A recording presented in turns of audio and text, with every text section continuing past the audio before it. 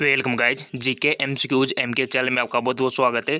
Subscribe कीजिए GK MCQs MK channel को और पाइए रोजाना मल्टीपल चॉइस क्वेश्चन जो कि आपके एंट्रेंस एग्जाम और कंपटीशन एग्जाम दोनों के लिए बहुत ही ज़्यादा इंपॉर्टेंट है। सो गाइज आज हम डिस्कस करने वाले हैं फिजिक्स के यानी कि भौतिक विज्ञान के मल्टीपल चॉइस क्वेश्चन। आप बहुत सारे के कमेंट आ रहे थे कि सर फिजिक्स के प्रोवाइड कराइए एमसीक्यूज। ठीक है, तो चलिए डिस्कस कर लेते हैं। पहला क्वेश्चन है, ऊष्मागतिकी के प्रथम नियम में संरक्षित होता है। क्या संरक्षित होता है? संवेग, ऊर्जा, ऊर्जा और संवेग दोनों, इनमें से कोई नहीं। ऊष्मागतिकी के प्रथम नियम में संरक्षित होता है। आपको वन ऑप्शन सेलेक्ट कर लेना है।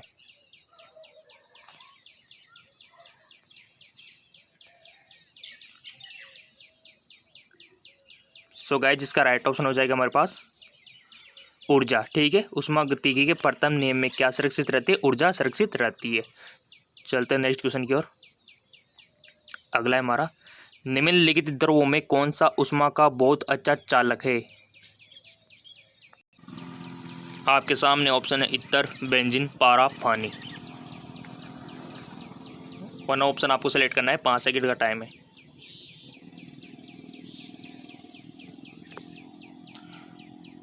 सो इसका राइट ऑप्शन हो जाएगा पारा, जो है हमारा ऊष्मा का बहुत अच्छा चालक है। तभी इसको थर्मामीटर में यूज किया जाता है, क्योंकि ये जो है हीट को ईजिली डिटेक्ट कर लेता है।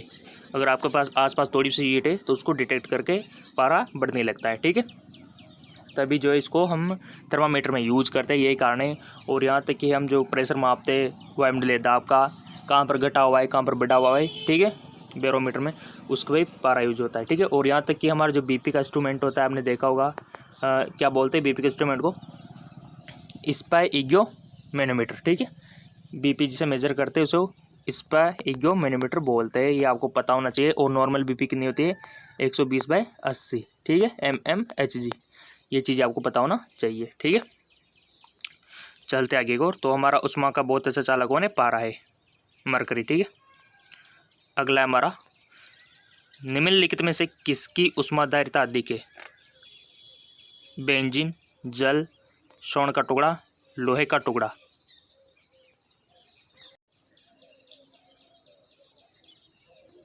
सो इसका राइट ऑप्शन हो जाएगा जल, जिसकी ऊष्माधारिता क्या है? अधिक है। ठीक है, चलते आगे और। बर्नौली प्रमेय आधारित है।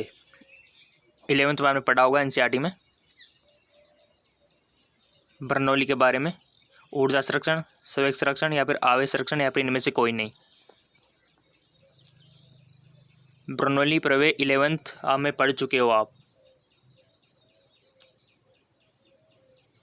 5 सेकंड का टाइम में आपने चूज कर लिया होगा इसका राइट ऑप्शन। सो इसका राइट ऑप्शन हो जाएगा ऊर्जा संरक्षण पर। ठीक है, चलते आगे और। एंगस्ट्रम क्या मापता है? तरंगदैर्घ्य को, आवर्तकाल को, आवर्ती को, या फिर समय को? एंगस्ट्रम क्या मेजर करता है?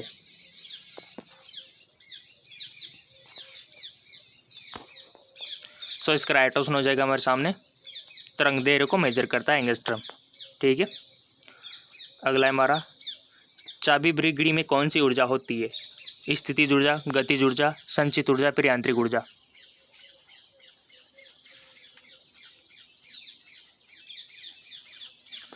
सो इसका राइट ऑप्शन हो जाएगा हमारे सामने स्थितिज ऊर्जा, क्योंकि इसमें क्या होता है? स्प्रिंग होती है। ठीक है, और स्प्रिंग में क्या होती है? स्थितिज ऊर्जा होती है। ठीक है, अगर मान लो कोई भी विषय वस्तु या फिर कोई भी वहाँ कोई भी गति कर रहा है तो उसमें क्या होता है? गतिज ऊर्जा होती है। ठीक है, कोई भी मैटर अगर गति कर रहा है तो उसमें गतिज ऊर्जा होती है। ठीक है, यांत्रिक ऊर्जा क्या बोल सकते हो आप?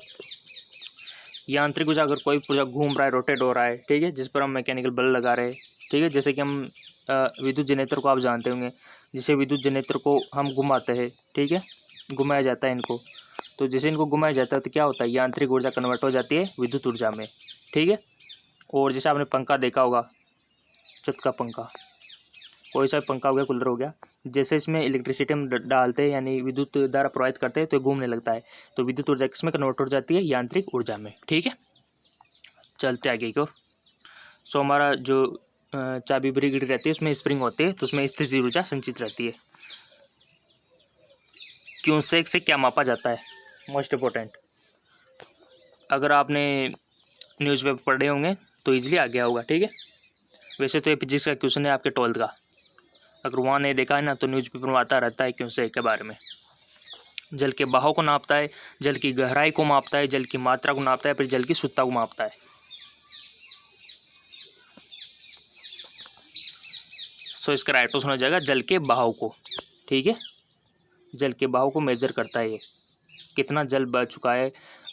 जैसे अगर आपने देखा होगा आपके पास आसपास कहीं डैम हो, बांध हो, जब भी कोई पानी इसमें यानी कि इसका बहाव क्षमता पूरी हो जाती है ना, तब मेजर किस में किया जाता है, क्यूसेक में, कि इतना पानी क्यूसेक से छोड़ा जा रहा है। ठीक है, यानी कि पानी का बहाव इतना है, उसमें मेजर किया जाता है इतना क्यूसेक।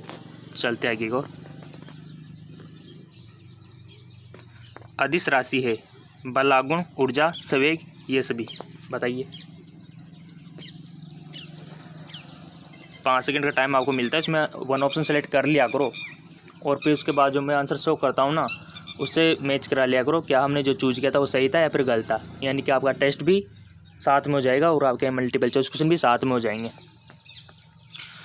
तो इसका राइट ऑप्शन है ऊर्जा, अदिश राशि है ऊर्जा। ठीक है, चलते आगे को, विद्युत मात्रा की इकाई क्या है, ओम, वोल्ट, एम्पियर, वोट। इस प्रकार के क्वेश्चन अक्सर आपसे पूछ लिए जाते हैं। विद्युत मात्रा की इकाई क्या है, मोस्ट इंपॉर्टेंट क्वेश्चन। और गाइस जीके एमसीक्यूज के चैनल को सब्सक्राइब कर लो, बेल आइकन पर प्रेस कर लो, रोजाना आपको मिलेंगे multiple choice question, physics, biology, chemistry सबसे। ठीक है, जनरल नॉलेज, ये सारे मिलते रहेंगे आपको। सो इसका राइट ऑप्शन है क्या मतलब एम्पियर। ठीक है, विद्युत मात्रा की इकाई क्या है, एम्पियर। अगला है, मात्रकों की अंतर्राष्ट्रीय पद्धति कब लागू की गई, मात्रकों की अंतर्राष्ट्रीय पद्धति कब लागू की गई, 11th फिजिक्स, 1965, 1971, 1991, 1985। सो इसका राइट ऑप्शन हो जाएगा 1971 में लागू की गई मात्रकों की अंतर्राष्ट्रीय पद्धति। ठीक है, चलते आगे को, प्रकाश वर्ष की इकाई है, समय की, द्रव्यमान की, दूरी की, इनमें से कोई नहीं। सो इसका राइट ऑप्शन हो जाएगा हमारे सामने दूरी की है। ठीक है, प्रकाश वर्ष दूरी को मेजर किया जाता है। इनमें से कौन नवीनीकरण ऊर्जा है, मोस्ट इंपॉर्टेंट। आपको अनवीनीकरण और नवीनीकरण के बारे में पता नहीं है तो आप इसको नहीं कर पाओगे, अगर आपको पता है तो कर सकोगे। इनमें से कौन नवीनीकरण ऊर्जा है, सो सिंपल। ठीक है, ये ऑप्शन कोयला, यानी कि यहाँ पर कोयला दिया हुआ है बट वहाँ एडजस्ट हो गया, यहाँ पर कोयला है। ठीक है, सो इसका राइट ऑप्शन सौर ऊर्जा होगा। गाइस यहाँ पर नवीनीकरण का अर्थ होता है असमाप्य, यानी कि जो कभी समाप्त नहीं होता। ठीक है, अगर यहाँ पर आपसे पूछ लिया जाए अनवीनीकरण, अनवीनीकरण का मतलब होता है समाप्य, जो समाप्त होता है। ठीक है, तो नवीनीकरण यानी कि असमाप्य, जो कभी समाप्त नहीं होता है, वो है सौर ऊर्जा, जो कभी समाप्त नहीं होती है। इसके अलावा कोयला, प्राकृतिक गैस, पेट्रोल, ये सब समाप्त होने वाले साधन है। ठीक है, चलते आगे को, विद्युत चुम्बक बनाने के लिए प्राय किस पदार्थ के छड़ का प्रयोग किया जाता है, उपयोग किया जाता है, मोस्ट इंपोर्टेंट। इस्पात, नरम लोहा, पित्तल, इनमें से कोई नहीं। सो इसका राइट ऑप्शन हो जाएगा नरम लोहा। ठीक है, विद्युत चुम्बक बनाने के लिए नरम लोहे का उपयोग किया जाता है। व्यावसायिक मोटरों में किस प्रकार के चुम्बक का उपयोग किया जाता है, अस्थायी चुम्बक, नाल चुम्बक, विद्युत चुम्बक, सामान्य छड़ चुम्बक, बताइए।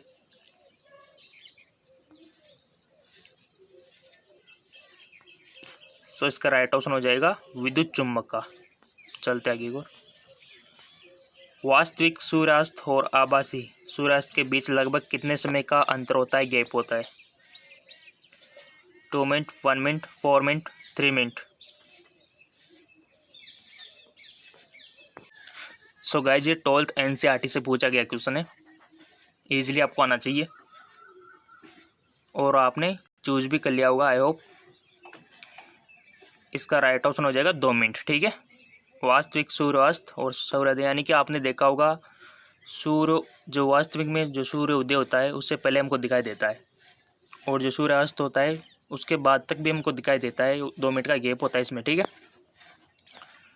अगला है,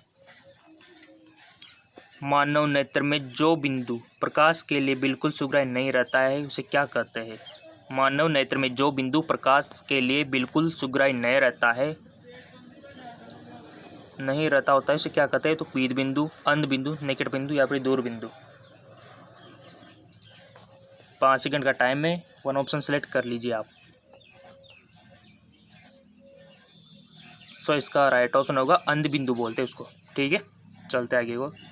तेज प्रकाश में पुतली का आकार कैसा हो जाता है? तेज प्रकाश में बड़ा, छोटा, कोई परिवर्तन इनमें से कोई नहीं। सो सिंपल है, तो बहुत सिंपल क्वेश्चन है।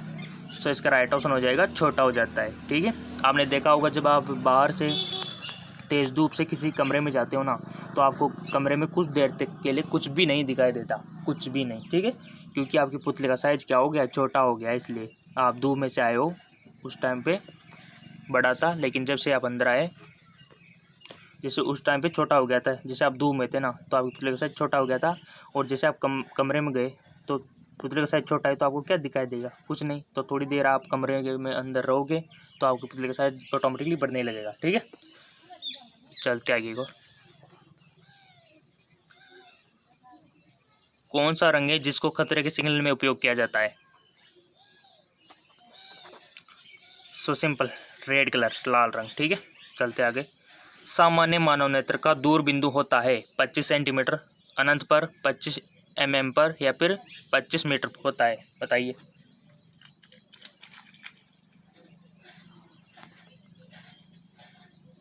सो इसका राइट ऑप्शन है अनंत पर। ठीक है, सामान्य मानव नेत्र का दूर बिंदु होता है। दूर बिंदु की इसने बात की है। ठीक है, अगर निकट बिंदु की बात करता तो क्या आंसर होता है ये आपको पता है। ठीक है, 25 सेंटीमीटर, लेकिन इन्होंने उल्टा पूछ लिया कि दूर बिंदु होता है तो इन्फिनाइट जाएगा। ठीक है, विद्युत बल्ब का फिलामेंट होता है, विद्युत बल्ब का फिलामेंट होता है तांबे का बना होता है, प्लेटिनियम का, टंगस्टन का, इनमें में से कोई नहीं। चूज के लिया होगा आपने, इसका राइट ऑप्शन हो जाएगा टंगस्टन का। ठीक है, चलते आगे हो। नेत्र लेंस में समायोजन की क्रिया होती है आयरिस द्वारा, नेत्र लेंस द्वारा, सिलेरी पेशियों द्वारा, कॉर्निया द्वारा। नेत्र लेंस में समायोजन क्रिया किसके थ्रू होती है? चूज के लिया होगा आपने, इसका राइट ऑप्शन है हमारे सामने सिलेरी पेशियों द्वारा होता है गाइज। ठीक है, सिलेरी पेशियाँ होता है मेरे आइज में, जो कि नेत्र लेंस का समायोजन कर सकती है। ठीक है, उनको एडजस्ट कर सकती है सिलेरी पेशियाँ। ठीक है, याद रह जाएगा गाइज। आप चाहे तो इनको अपने पास अगर कोई भी नोट्स हो ना, जो आपको लगे कि इनको लिख लेना चाहिए, उन क्वेश्चन को अगर आप लिख लोगे ना तो आपका ही फ़ायदा है, ताकि आप इंट्रेंस एग्ज़ाम देने जाओ उससे पहले पढ़ सको। ठीक है, तो आप लिख सकते हो वीडियो को पॉज करके, कोई दिक्कत वाली बात नहीं है। ठीक है, चलते आगे को। अगर आपको लगता है कि बार बार वीडियो देख लेंगे तो कोई दिक्कत वाली बात ही नहीं है। अगर आप 2-3 बार वैसे वीडियो देख लेंगे ना तो ऐसे याद हो जाएंगे आपको। 2-3 बार में तो कंफर्म है कि आपको हो ही जाएंगे, लिखने की जरूरत ही नहीं है फिर तो।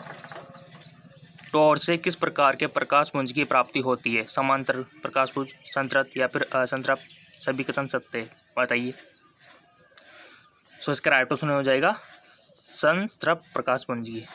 चलते। सोलर कुकर में प्रयोग किए जाते हैं कौन सा दर्पण सोलर कूलर में प्रयोग किया जाता है? दिमाग लगा के बताना है। अवतल, उत्तल, समतल या इनमें से कोई नहीं।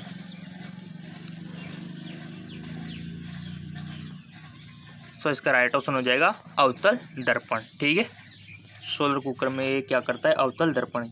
सूर्य से मान लो कोई भी प्रकाश आएगा, ठीक है, दर्पण कौन सा है हमारे सामने? अवतल तो इस प्रकार का होता है, ठीक है, अवतल दर्पण। लेकिन हमारे पास उत्तल दर्पण है जी। ठीक है, तो उत्तल दर्पण के बारे में आपको पता ही होगा।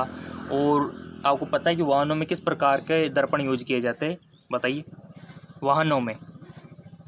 वाहनों में जो यूज किए जाते हैं वो उत्तल दर्पण यूज किए जाते हैं। ठीक है, जिसमें प्रतिबिंब क्या बनता है? छोटा बनता है, ताकि सारा एरिया दिखाई दे ड्राइवर को। चलते आगे को। और प्रकाश को कलेक्ट करने के लिए अवतल दर्पण यहाँ पर यूज किया गया है सौर ऊर्जा में। ठीक है, सौर कुकर में। ठीक है, चलते आगे को। उत्तल लेंस की क्षमता होती है धनात्मक। ठीक है, उत्तल लेंस की क्षमता क्या होती है? धनात्मक। चलते आगे को। नेक्स्ट क्वेश्चन है हमारा, यदि दर्पण से बना प्रतिबिंब हमेशा सीधा आकार में वस्तु के बराबर है तो दर्पण किस प्रकार का होगा? दर्पण में बना प्रतिबिंब सीधा है, आकार में वस्तु के जैसा ही सेम टू सेम बराबर है तो दर्पण कौन सा होगा? अवतल होगा, उत्तल होगा या फिर समतल होगा, या फिर इनमें से कोई नहीं?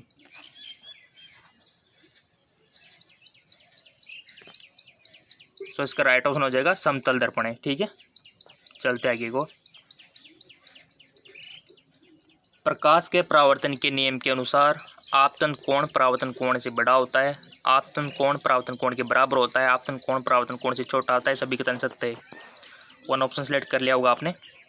प्रकाश के परावर्तन के नियम के अनुसार सिंपल सी बात है, आपतन कोण परावर्तन कोण के बराबर होता है। ठीक है, आपने देखा होगा कि इसके जो नियम है आपको पता होना चाहिए। जैसे अगर यहाँ से इस एंगल पे डालेंगे ना तो यहाँ से काल्पनिक हम कह सकते हो, तो इसी एंगल पे वो मुड़ जाती है। ठीक है, जितना कोण इधर जितना ही कोण उधर। ठीक है, ये आपको पता होना चाहिए। वास्तविक वस्तु का आभासी प्रतिबिंब बनता है, वास्तविक वस्तु का आभासी प्रतिबिंब बनता है उत्तल दर्पण में, समतल में, अवतल में, या फिर इनमें से कोई नहीं। वास्तविक वस्तु का आभासी प्रतिबिंब कहाँ बनता है, कौन से दर्पण में बनता है?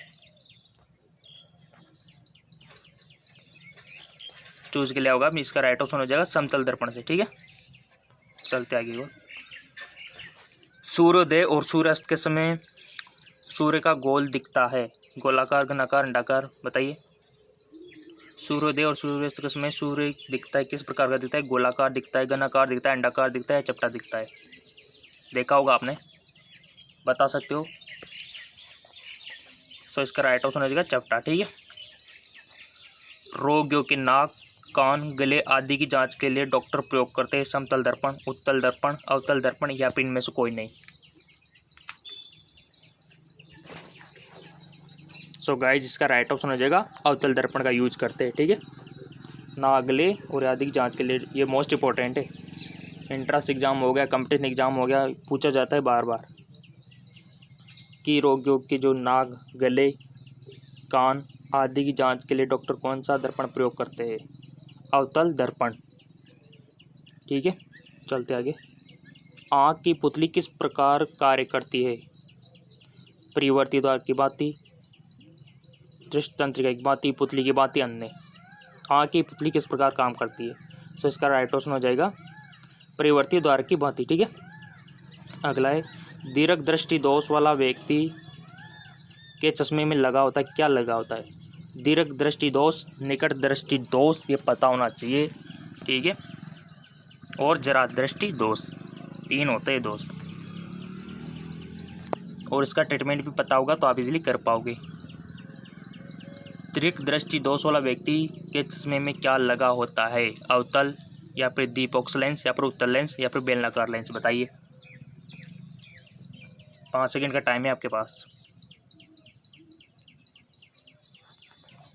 सो गाइस, इसका राइट ऑप्शन हो जाएगा मेरे पास उत्तल लेंस। ठीक है, अब पहले तो क्या होता है कि दीर्घ दृष्टि दोष का मतलब क्या है?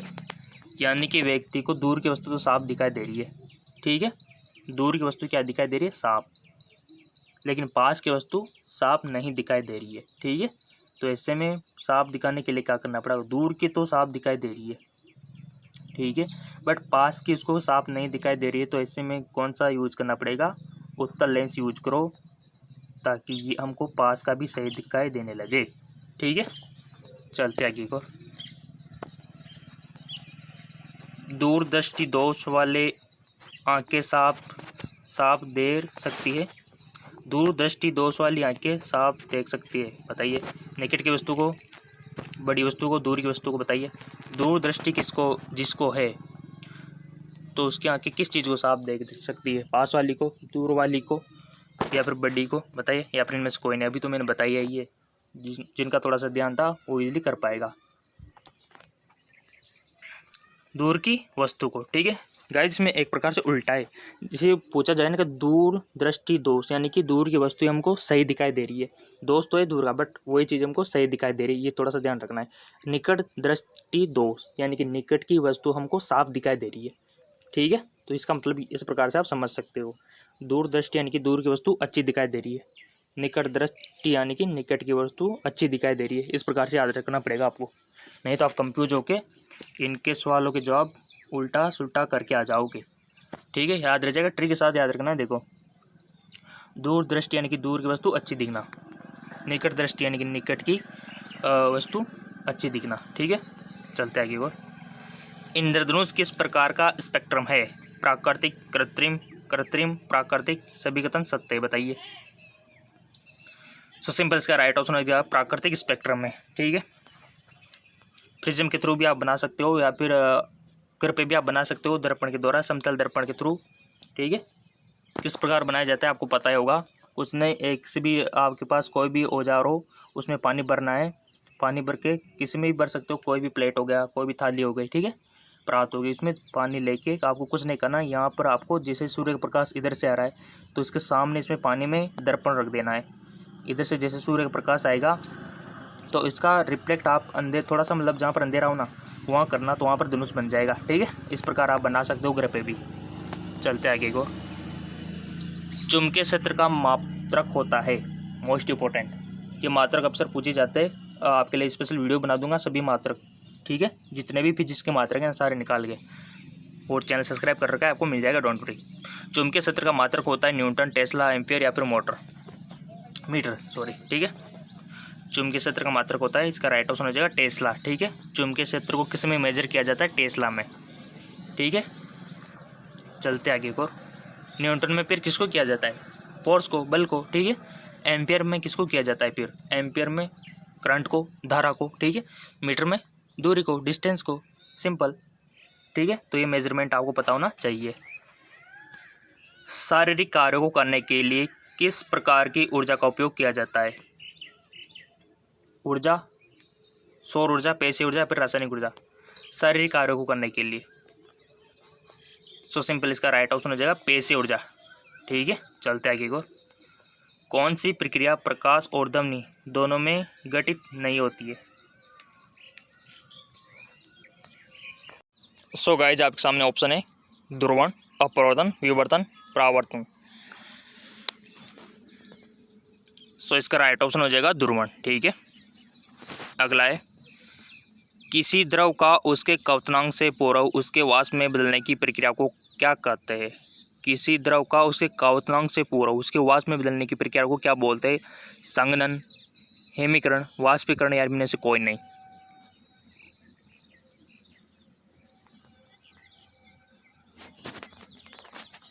पाँच सेकंड का टाइम है, आपने चूज कर लिया होगा इसका राइट ऑप्शन। सो इसका राइट ऑप्शन हो जाएगा वाष्पीकरण। ठीक है, किसी द्रव का उसके क्वथनांक से पूर्व वाष्प में बदलना वाष्पीकरण कहलाता है। उष्मा का सबसे अच्छा चालक है, मोस्ट इंपॉर्टेंट क्वेश्चन। चांदी, तांबा, सोना, इनमें से कोई नहीं।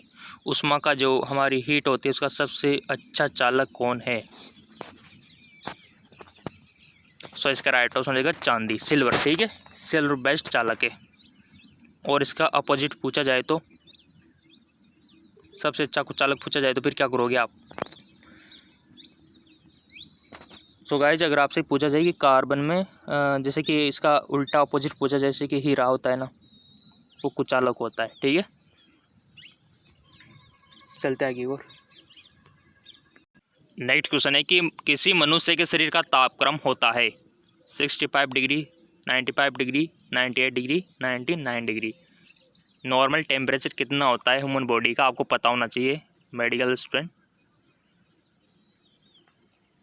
सो सिंपल 98 क्या है, डिग्री सेंटीग्रेड है या फिर फ़ारेनहाइट है, ये भी पता होना चाहिए आपको। 98.8 होता है हमारा फ़ारेनहाइट। ठीक है, अगर डिग्री सेंटीग्रेड में पूछा जाए तो 37 डिग्री सेंटीग्रेड। ठीक है, कन्वर्ट करना आना चाहिए आप फ़ारेनहाइट को डिग्री सेंटीग्रेड में, और डिग्री सेंटीग्रेड को फ़ारेनहाइट में कन्वर्ट करना आना चाहिए आपको, तभी बात बनेगी। ठीक है, और बहुत सारों को तो आता होगा, 9th की बुक में दिया हुआ है वैसे बेसिकली, डिग्री सेंटीग्रेड को फ़ारेनहाइट में और फ़ारेनहाइट को डिग्री सेंटीग्रेड में कैसे कन्वर्ट करते हैं। चलते आगे को। निम्नलिखित में से किस द्रव का घनत्व सबसे कम होता है? मरकरी का, पेट्रोल का, सब जल का, नमकीन जल का। सो इसका राइट ऑप्शन हो जाएगा पेट्रोल का, जो होता है घनत्व सबसे कम होता है। ठीक है, पेट्रोल का। आप जैसे भी देखोगे बाहर निकालते उड़ने लग जाता है ये। ठीक है, चलते आगे को। सूर्य की ऊर्जा उत्पन्न होती है ऑक्सीकरण द्वारा, नाभिक के विखंडन द्वारा। मोस्ट इंपॉर्टेंट क्वेश्चन है आयनन द्वारा, नाभिक के संलयन द्वारा। गाइज ये जो सन है, सूर्य है, ये रेगुलर आपको पता है प्रकाश प्रोवाइड कराता रहता है। ऐसा इसमें क्या हो रहा है जो हमको इतनी ऊर्जा मिल पा रही है? कौन सी क्रिया इसमें हो रही है एक्चुअली? क्या इसमें ऑक्सीकरण हो रहा है, नाभिक के विखंडन हो रहा है, आयनन हो रहा है, नाभिक के संलयन हो रहा है, ऐसा क्या हो रहा है? तो आपको राइट ऑप्शन बताना है इसका।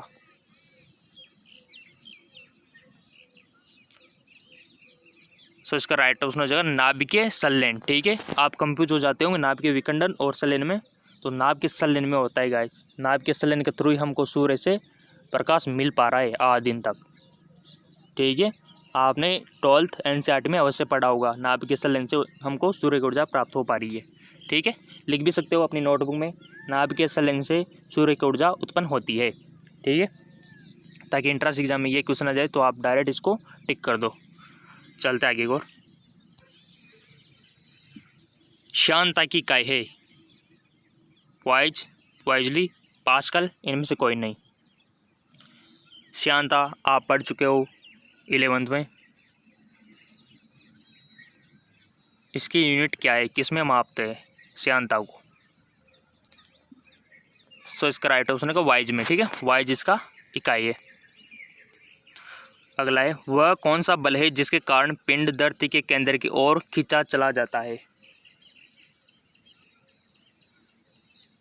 वह कौन सा बल है जिसके कारण पिंड धरती की ओर खींचा चला जाता है? द्रव्यमान है, आवेग बल है, गुरुत्वाकर्षण है, संवेग है, आपको बताना है।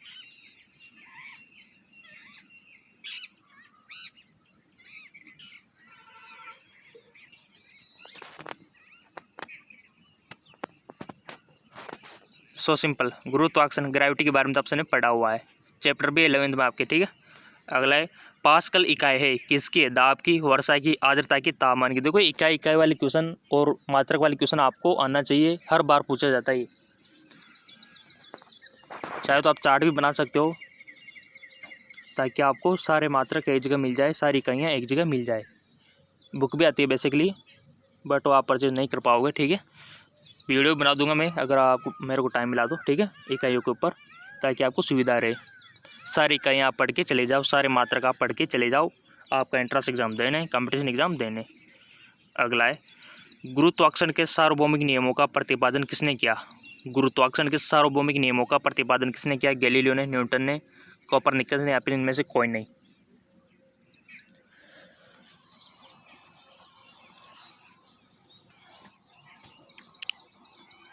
सो इसका राइट ऑप्शन हो जाएगा न्यूटन ने। ठीक है, गुरुत्वाकर्षण के सार्वभौमिक नियमों का प्रतिपादन न्यूटन ने किया। अगला है, निम्नलिखित में से कौन वेक्टर मात्रा, निम्नलिखित में से कौन वेक्टर मात्रा, ऊर्जा, तापमान, बल, चाल? इसका राइट ऑप्शन हो जाएगा बल। ठीक है, खाद्य ऊर्जा को हम किस इकाई में माप सकते हैं? जूल में, कैलोरी में, अर्ग में, या फिर इनमें से कोई नहीं? बताइए, खाद्य ऊर्जा को किस में मेजर कर सकते हैं? सो इसका राइट ऑप्शन हो जाएगा कैलोरी में। ठीक है, कैलोरी में मेजर कर सकते हैं। अगला है, डेनमार्क को कहा जाता है उद्योगों का देश, जल विद्युत का देश, पवनों का देश, खनिज पदार्थों का देश। सो सिंपल, इसका राइट ऑप्शन हो जाएगा पवनों का देश, डेनमार्क। ठीक है, अगला है हमारा, मानव के वे दो महत्वपूर्ण भाग कौन है जिसमें चुंबकीय क्षेत्र उत्पन्न होना अनिवार्य है? बताइए, मोस्ट इंपोर्टेंट क्वेश्चन हो गया है। तो मानव के दो महत्वपूर्ण भाग कौन से है जिसमें चुंबकीय क्षेत्र का उत्पन्न होना अनिवार्य, कंपल्सरी है? हाथ और पैर, मांसपेशियां तथा हृदय तथा मस्तिष्क, नेत्र तथा दृक तंत्रिका है। मोस्ट इंपोर्टेंट क्वेश्चन है, नोटबुक में नोट कर लो इसको, चाहे तो आप स्क्रीनशॉट भी ले सकते हो उसका। आई होप आपने चूज कर लिया होगा इसका राइट ऑप्शन। चेक कर लेते हैं, इसका राइट ऑप्शन होगा हृदय और मस्तिष्क, यानी कि हार्ट और ब्रेन। ठीक है, यहाँ पर चुंबकीय क्षेत्र उत्पन्न होना अनिवार्य है जिसके थ्रू ये फंक्शंस कर पाते हैं। ठीक है, चलते आगे और 50 क्वेश्चन है हमारा, किसी वस्तु का प्रतिबिंब आँख के किस भाग पर पड़ता है? वह है कॉर्निया, रेटिना, आइरिस या फिर पुतली? बताइए,